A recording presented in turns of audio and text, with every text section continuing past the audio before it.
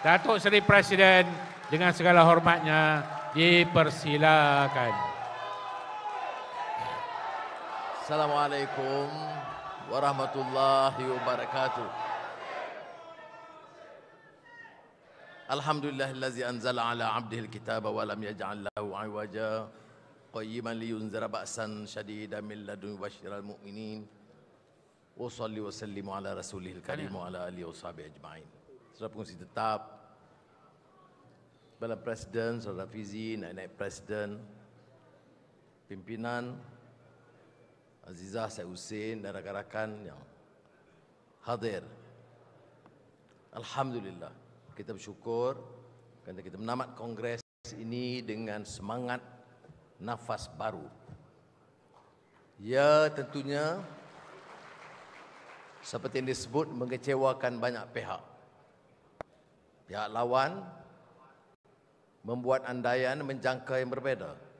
Tapi ini dia, denyut nadi keadilan. Sebagai orang lama dalam parti, apakah yang paling mengesankan? Bila kita lihat bangkit generasi penerus yang menjiwai semangat yang kental, yang boleh dipercayai dan diyakini meneruskan arus perjuangan keadilan yang murni. Saudara tanya saya, apakah yang paling membahagiakan saya sekarang dan khususnya hari ini? Kerana melihat semangat, idealisme perjuangan, menegakkan keadilan, membanteras kerusakan dan kebejatan, dan membela nasib rakyat itu terpancar dari suara dan muka pimpinan. Mana kita rasa bahagia, alhamdulillah, dan lebih lega, dan lebih meyakinkan. Tentunya, seperti mana kita tahu, pimpinan silih berganti dan zaman atau zeitgeist itu menuntut beberapa anjakan baru. Pimpinan baru itu sementara mengekal semangat dan idealisme reformasi, dia kendaki melakukan dan mendorong supaya ada anjakan. Dan saya selaku presiden tidak rasa curiga atau bermasalah, kerana kalau saya faham makna perjuangan, kalau saya faham erti pembelaan nasib rakyat, maka sudah menjadi kewajipan kita untuk mendukung semangat perubahan berterusan menegakkan keadilan ini.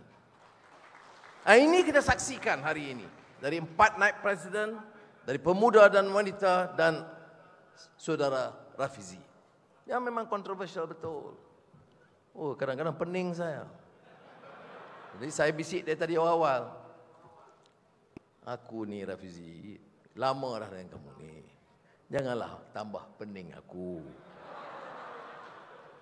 Rupa-rupanya dia datang bagi ucapan, dia bagi Panadol, hilang pening saya.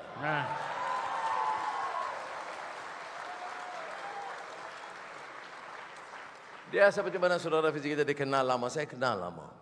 Dari segi kemahiran, kepintaran, kerja, itu memang luar biasa. Saya pernah dalam satu sesi, tak kala bicara soal PTPTN dan beberapa lain.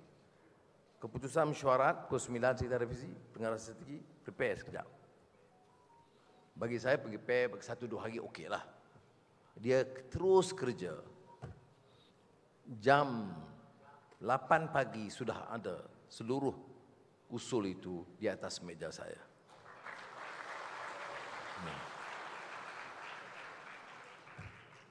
Dan saya percaya tokoh muda yang lain mempunyai kapasiti untuk membawa perubahan dan semangat itu.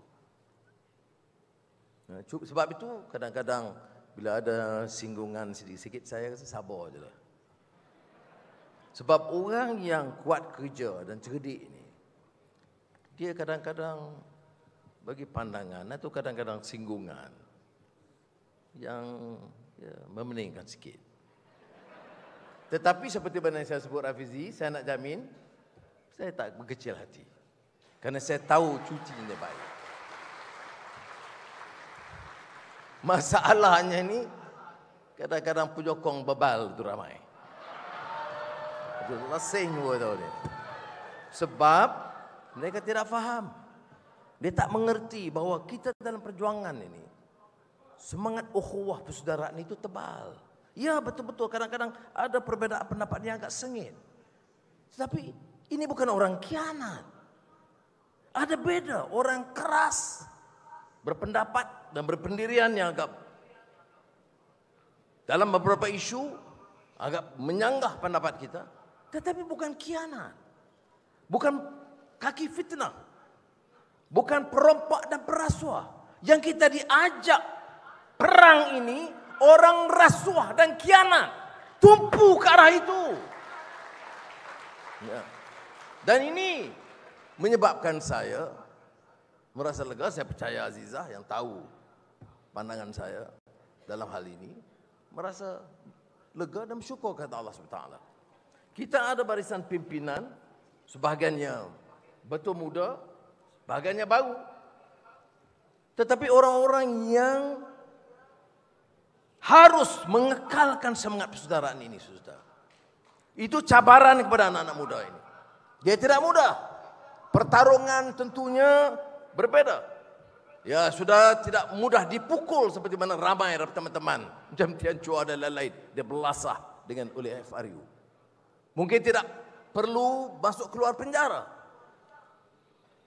Tetapi cabaran itu tetap akan ada. Tidak ada perjuangan tanpa risiko dan cabarannya. Dan ini satu peringatan kepada saudara, kerja sebagai satu pasukan. Saya selaku Presiden beri jaminan, saya akan tetap pertahankan barisan pimpinan yang sanggup bekerja dalam satu jamaah dan satu pasukan. Ya. Walaupun kadang saya faham Saudara Saifuddin kadang mengeluh sebab di tuduhan itu serangan terhadap pribadi beliau itu agak terlalu keras. Sebab itu saya nak nasihat kepada saudara juga. Cari maklumat yang betul. Dan jangan buat tuduhan dan fitnah sesama kita. Tidak mungkin kita boleh bertapak. Betul. Sebagai orang lama dan Sam selalu sindir saya, dia kata maaf tahap dewa. Tapi itu bukan di kalangan sahabat-sahabat. Ya. Kalau dalam soal kemaafan, rasuah besar, saya tidak maafkan. Seperti yang saya sentuh semalam dalam ucapan.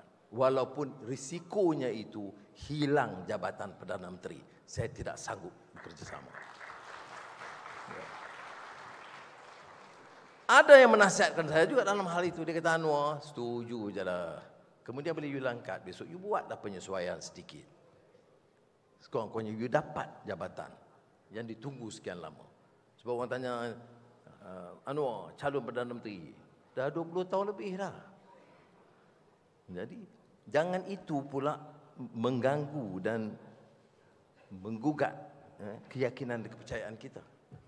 Jadi tidak harus menjadi begitu. Tapi soalnya sekarang yang saya jawab, saya konsisten dengan apa yang diluahkan oleh Rafizi dan sebelum itu Amin dan Nik Nazmi dan pemuda wanita. Apa dia? Bahawa parti ini parti yang harus memusatkan dan ada kepedulian terhadap rakyat. Kau sudah ingat kongres pertama kita setelah 2008 kita menang. Ya, Tan Sri Khalid jadi Menteri Besar Selangor. Saya memang menyinggung Kerajaan Negeri Selangor, walaupun saya akui banyak dilakukan. Tapi saya kata kekuatan kita bukan kerana jabatan Menteri Besar atau Exco atau dana yang besar. Kekuatan kita ialah dasar yang menunjukkan kepedulian akan nasib rakyat. Yang saya bagi contoh Pak Kudus ini, apa dia? Menunjukkan kita kurang peduli. Kita sudah dapat nikmat yang Muhammad, Exco dan sebagainya. Tetapi orang ini yang bertungkus lumus kerja menjana kekuatan untuk parti langsung tidak mendapat perhatian. Jadi sebab itu, selain daripada anggota parti, soal rakyat ini harus kita peduli. Dasar-dasar yang kita kemukakan, baik dulunya dan sekarang, baik minyak kelapa sawit atau harga barang, ini apa? Bukan soal konsep, bukan soal dasar ekonomi, tetapi soal kehidupan rakyat. Kita bicara soal kos sara hidup, soal nak harapkan pimpin UMNO. Kita bincang soal muflis 10,000, Najib nak bantu Sapura. Kita bicara soal projek rakyat, dia sebut HSR dan sekarang DNB oleh menteri-menteri. Tak ada langsung kefahaman tentang apa yang menjadi utama bagi masalah rakyat. Jadi ini harus menjadi tumpuan perhatian kita. Sawah padi 150,000 orang. Itu memang tapak kemiskinan ketara masyarakat kita. Estate India dah berdeka 60 tahun, ada yang kedudukannya sangat naif. Walaupun saya faham di Selangor ada langkah-langkah membantu. Orang asli termasuk dari Ulu Kelantan datang, bergelinang air mata mengeluh masalah api, air, sekolah dan tanah adat mereka. Sudah, ini masalah yang kita harus ketengahkan. Betul, dalam politik kuasa itu penting. Kerana apa? Untuk menterjemahkan dasar itu. Jadi bila Saudara Rafizi kata tidak semestinya pegang jawatan, itu bukan, kalau saya jadi Perdana Menteri, itu keputusan saya. Dan kalau saya arah hal-hal yang sedemikian, dia mesti patuh. Kerana dalam jamaah kita harus pilih. Sekarang kita dapat dukungan rakyat, insya-Allah. Bila dapat dukungan rakyat, kita mesti pilih barisan pimpinan yang mampu, faham dan mampu melaksanakan aspirasi rakyat. Dan ada tokoh-tokoh yang perlu dia tonjolkan. Itu tak apalah ya. Macam juga soal pilihan raya. Saya dah beritahu dia awal bahawa dia tugas pertama dia ialah membantu supaya menggerakkan jentera pilihan raya yang sekarang dikendali oleh Saudari Fauziah supaya menjadi fokus menggerakkan semua cabang dan ranting mempersiapkan jentera itu. Jadi dia Rafizi lah, Rafizi. You pun kenal, saya pun kenal. Dia suruh sudah berdiri, seolah dia rasa desakan kepada saya. Saya terima kasih. Maknanya, kalaupun keputusan besok dibuat, kita mengambil kira perasaan dan kehendak ahli-ahli parti. Jadi saudara, saya tidak berhasrat bicara panjang. Seperti mana saya sebut dalam mukadimah tadi apa dia. Karena hal yang bagi saya melegakan. Orang yang lama, yang disebut akan mencecah 75, boleh dilihat apa yang paling menyenangkan kita sebagai bapa dan ibu. Boleh lihat barisan anak-anaknya itu menjadi generasi penerus, malah bukan saja meneruskan, tetapi boleh meningkatkan mutu perjuangan itu. Dan bagi saya ini hadiah paling besar sejak zaman 98 dan derita. Mazli tak suka ini parti derita kerana kita bertanggungjawab untuk membantu orang yang derita. Betul. Tetapi memang betul parti kita ni parti derita. Yang harus mampu membantu orang yang derita. Bukan korporat dan Tan Sri dan Tun seperti mana yang jadi tumpuan sekarang. Bolehkah kita bayangkan dalam satu negara seperti Malaysia, kita dah hasilkan begitu ramai pemimpin, semuanya setelah memimpin menggondol, membol kekayaan begitu banyak, dan kemudian berpakat untuk mempertahankan kuasa dan harta mereka dan berusaha menyekat apa saja kemungkinan perubahan akan berlaku. Sebab itu kita sejak 98-2000 itu melalui satu proses yang paling sukar. Kerana dia anggap keadilan ini parti yang sebenarnya membantah dan menolak sistem yang bobrok yang ada. Dan sukar dibeli dan diugut. Sebab itu kadang-kadang kita rasa kesal bila ada pengkhianatan. Tapi ada seorang syekh, nasihat saya, jangan kamu sesal apa yang kamu lihat. Ini pengkhianatan itu sebenarnya proses pembersihan yang paling baik untuk kamu. Bayangkan kalau mereka kekal, kemudian kita berkuasa. Mereka kekal dan kita berkuasa, mereka akan menjadi perusak yang akan juga mengheret seluruh parti dan perjuangan kita. Jadi jangan kita sesal. Memang ada proses pembersihan, tetapi tentunya dia memberi kesan. Ya, Akmal lakukan, tapi ada kesannya di kalangan anggota muda. Fuzia, saya ucap tahniah kerana dapat memulihkan cepat wanita. Jadi jangan kita pandang remeh. Beliau menyebut ada ketua cabang yang tak memberi tempat dan ruang kepada wanita. Saya nak bagi amaran ketua cabang itu.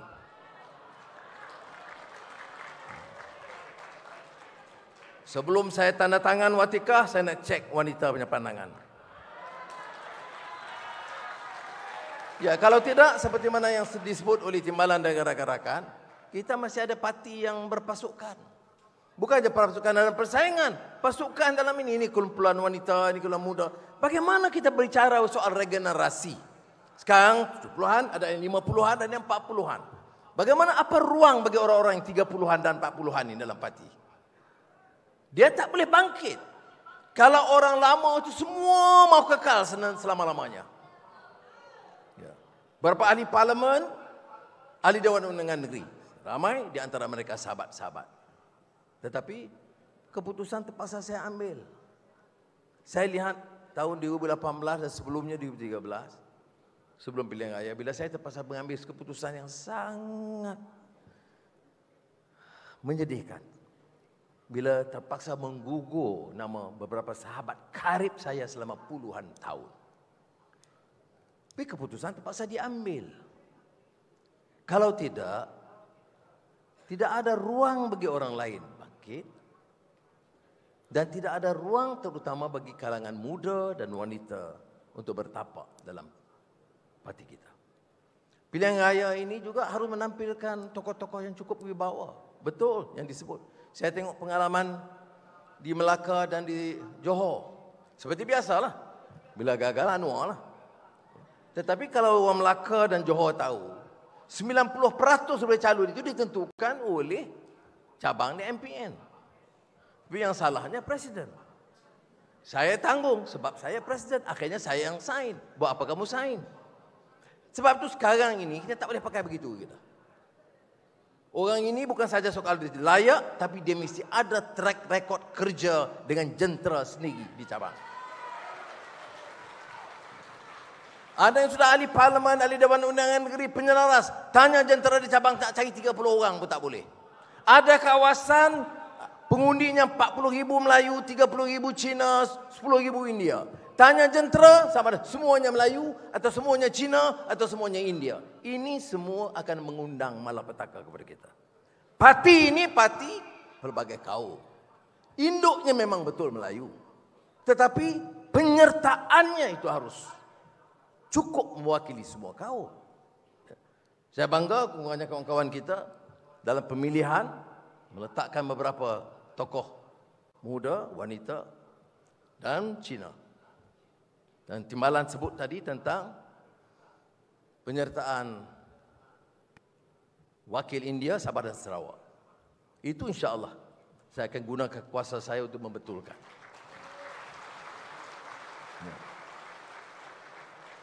Tetapi itu juga harus difikir dan diteliti oleh rakan-rakan yang menjadi perwakilan. Belum cukup matang bila kita gunakan kuasa kita memilih dan tidak senantiasa memikir bahawa parti ini harus diwakili oleh semua kaum dan wilayah. Jadi saya harap ini juga satu pengajaran. So, saudara, seperti mana rakan-rakan juga, kita tak tahu mana bila pilihan raya, tetapi tentu je dekat. Seperti mana saya sebut semalam juga, gendang hampir dipalu, jadi pahlawan-pahlawan harus bangkit. Ya. Dan mereka harus siap daripada sekarang dan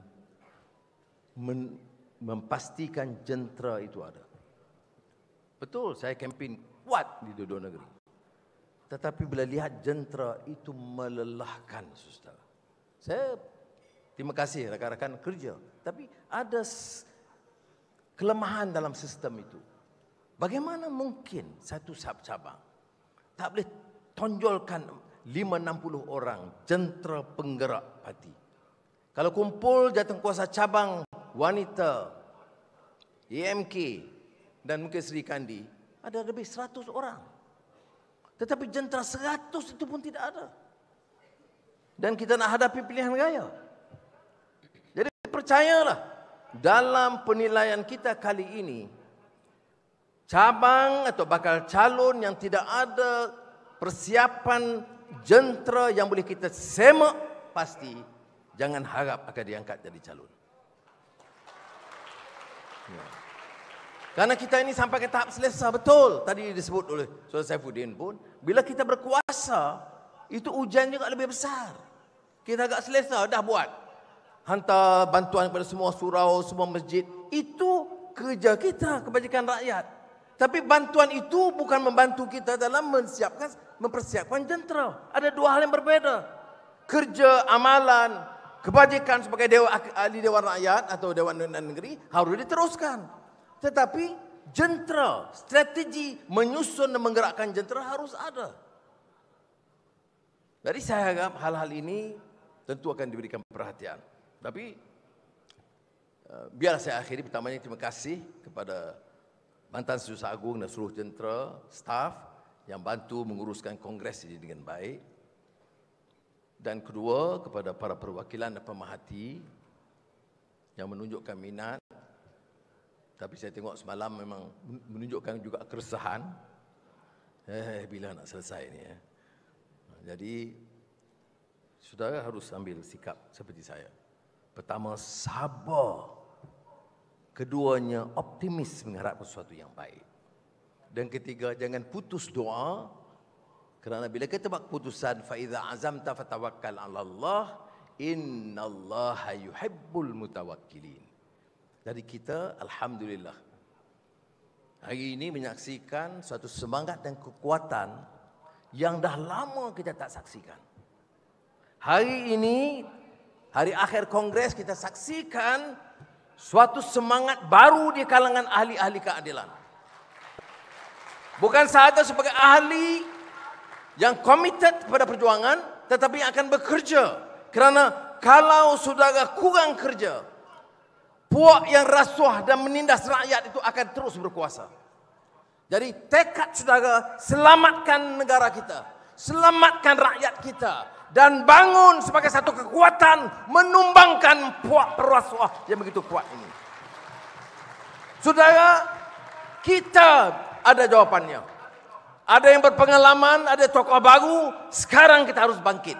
Kalau tanya saya, dah lama simpang siur politik, sepak terajang, lebam dan sakit. Tetapi percayalah, hari ini dan kali ini berdiri di sini dengan kekuatan keadilan dan rakan-rakan dalam PH, saya cukup yakin kita boleh dan mampu menumbangkan kerajaan yang ada. Mudah-mudahan insya-Allah dengan pertolongan Allah SWT, pilihan raya ini akan memberikan sejarah yang betul-betul tulen. 2018 betul kita capai dan menjadi sejarah baru menolak. Tetapi malangnya, kita tidak boleh bawa agenda reformasi. Sangat terbatas.